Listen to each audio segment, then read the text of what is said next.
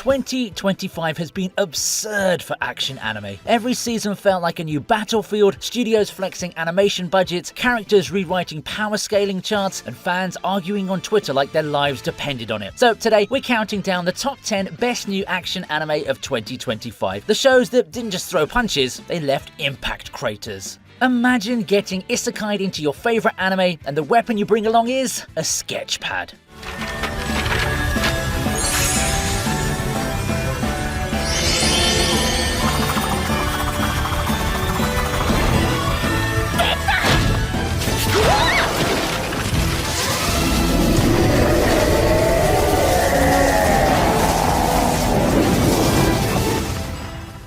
That's the wild premise of Zenshu, an original series where an animator literally gets isekai'd with her art supplies into an anime world and fights by drawing things to life. Wild, I know, right? It's an anime about anime, a meta-commentary wrapped in a fun action fantasy. It's poking fun at industry in-jokes and some genuinely heartwarming scenes about why we love these darn cartoons so much. Our heroine Natsuko doesn't just think outside the box, she doodles a new box, jumps out of it, and drop kicks the villain with a giant drawn mallet for good measure. The whole show feels like a love letter to creativity. You can sense the passion. And let's not forget the sakuga. When the pencil lines fly, the action gets surprisingly intense. Zenshu snuck up on me. I went in expecting artsy fluff and came out cheering as an anime to save the day with the power of imagination. Who knew self-insert isekai could be this cool?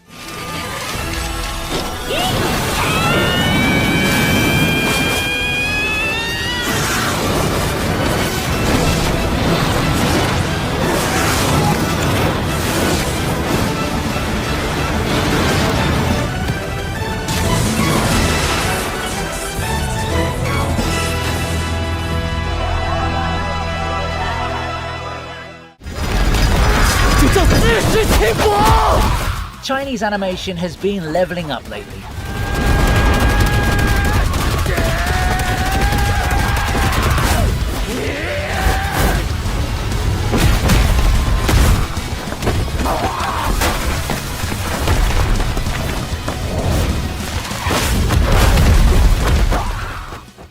Literally in Super Cube, where a kid named Wang stumbles on an alien cube that basically hands him a cosmic cheat code. One moment he's getting sand kicked in his face, and suddenly he's flexing psychic powers and throwing down with superhuman bullies in high-octane fight scenes. The premise feels like someone mashed solo leveling with a Rubik's Cube from outer space, and honestly, I'm here for it. This show is pure wish fulfillment, and it knows it. Wang goes from zero to hero overnight, complete with a love interest and a whole new world of danger to explore. It is a tad cliche, sure. We've got the mysterious powers, the sudden confidence boost, the big baddies lurking in the shadows, but the action is downright slick. Yeah, the animators popped off on those fight sequences, and there's an earnest charm in its unapologetic coolness. Super Cube isn't trying to subvert tropes, it's just having a blast with them, and as a viewer, I really did too.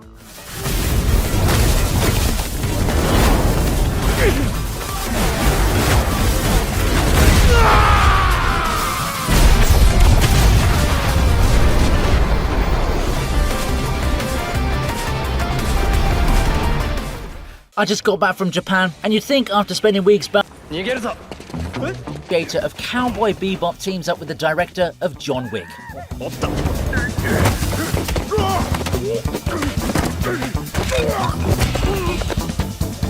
You get Lazarus, a slick sci-fi action thriller that oozes style. Set in the near future, it's about a miracle painkiller called Hapna that ends up being a ticking time bomb. Everyone who took it will drop dead in 3 years unless our ragtag team finds the missing scientist who made it. Basically, it's like Mission Impossible set in a neon-drenched future cranked to 11. This show is insanely cool. The fight choreography is on another level. I mean, unsurprising when you hear the John Wick influence. The jazz soundtrack is smoother than a vintage vinyl record, and the international cast of characters gives major Cowboy Bebop vibes. You'll find yourself contemplating deep questions about pain and morality, or you'll watch someone doing parkour off a futuristic skyscraper while saxophones blare. It didn't just meet my expectations, it grabbed them, flipped them, and drop-kicked them out of a high-rise window. Lazarus proves the old masters still know how to flex.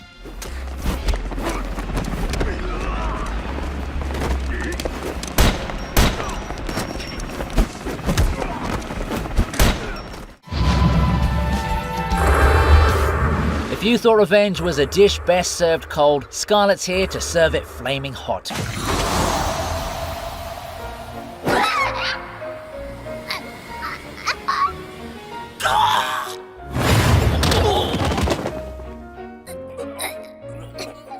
This anime starts with the classic ballroom humiliation. Her slimy prince fiance publicly dumps her with false accusations, but instead of tears, Scarlett's response is, "May I ask one final thing?" Then, wham! She decks him in front of everyone. And that's just the opening act, you know. What follows is an unexpectedly badass romp of a noblewoman turned vigilante demolishing corrupt aristocrats. Scarlett goes full renegade princess, suplexing entitled dukes and literally whipping the throne into shape. It's over the top in the best way possible. You know, I sometimes wonder how we've changed as a society, and seeing anime like this really puts my mind to ease. We went from suppressed princess to badass puncher, and that's something. Amid the chaos, Scarlett's wit and confidence shine, giving the whole show a cheeky girl power edge. I had a huge grin watching this so-called villainess become the unlikeliest action heroine of the year. 待て！そのお方を殴るな！スカーレット！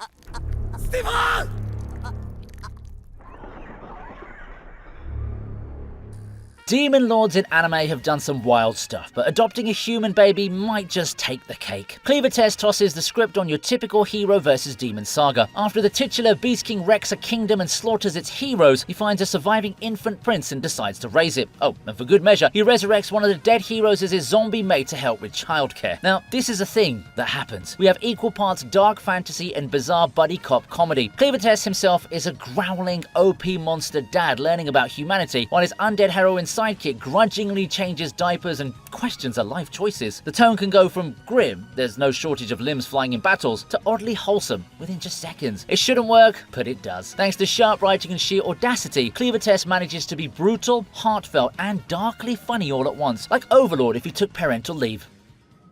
お前はいい勇者になれる。ま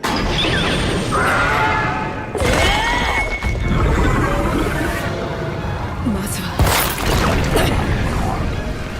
呼吸だ。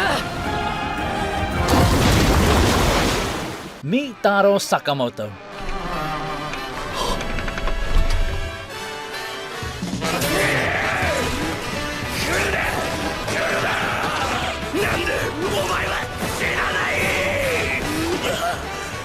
よくわからないがお前みたいなやつ家族に近寄らせたくない。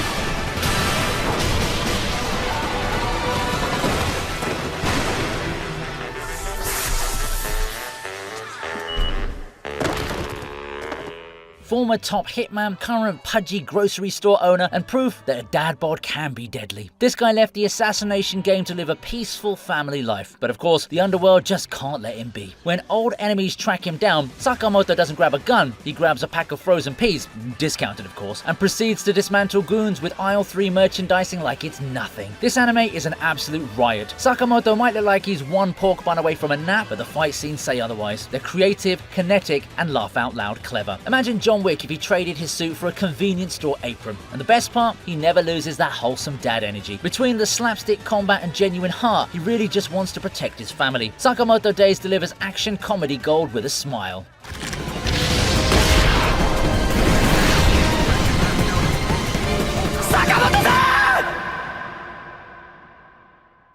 File this under things I never expected to see in anime.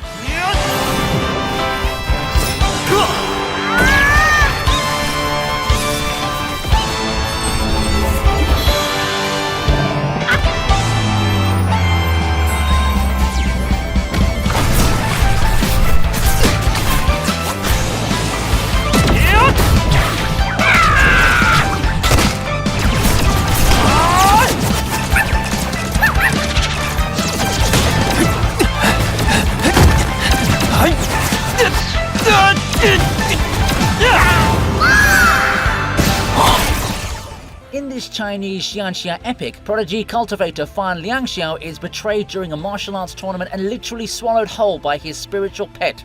Yikes. He reincarnates in a new body, finds his sect in shambles, and promptly sets out to settle the score and rebuild what he's lost. All-devouring whale Homecoming scratches that itch for over-the-top revenge fantasy. It's got all the staples, scheming villains, power-ups galore, plus a whale as the ultimate plot device. The animation leans into flashy magic battles and monstrous creatures. It's a bit ridiculous at times, but that's half the fun of it, I guess. Fan Ling Xiao can obliterate an enemy with a giant spectral whale, and it's unapologetically tropey and a total adrenaline rush from start to finish. 小年，你也一定非常不甘心，好想证明自己吧？前世失败了，这世请你答应我，把挡道的统统吞掉。 This one takes the phrase living in the trash to a whole new level.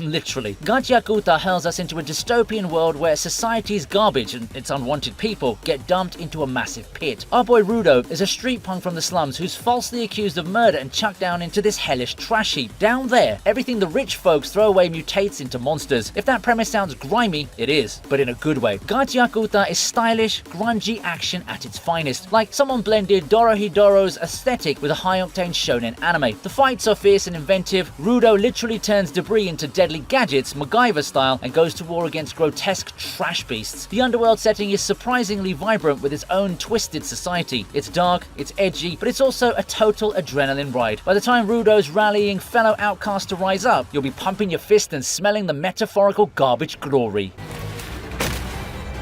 お掃除が必要みてえだな。矛盾。ガローティ。 Ever wanted a Sherlock Holmes style thriller mixed with Lovecraftian magic? Lord of Mysteries delivers exactly that.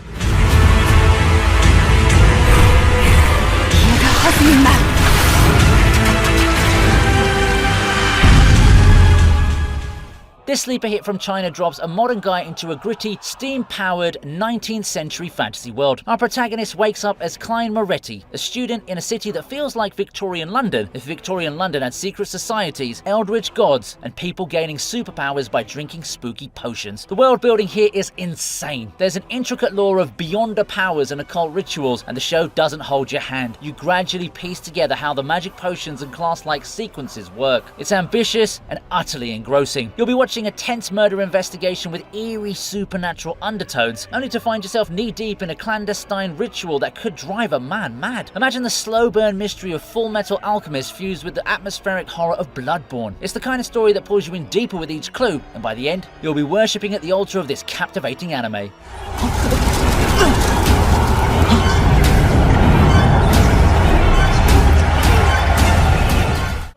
それに彼はヒーローではなくただの一般人です。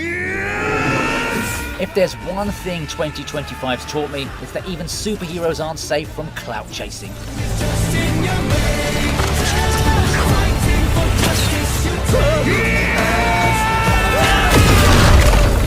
To Be Hero X imagines a world where a hero's powers come entirely from their fans' belief. So literally, popularity is power. Save a puppy on live stream? You might level up and learn to fly. But screw up and lose the crowd's trust?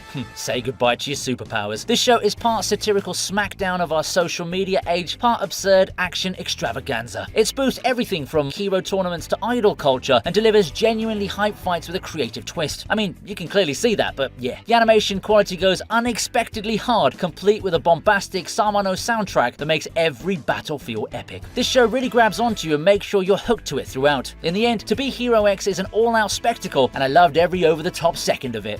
These were my top 10 best new action anime of 2025. Do our lists match? If yes, let me know by giving this video a like. If not, feel free to share your top 10 in the comments. Let's discuss every time I upload a new video. Thanks for watching, and I'll see you in the next one.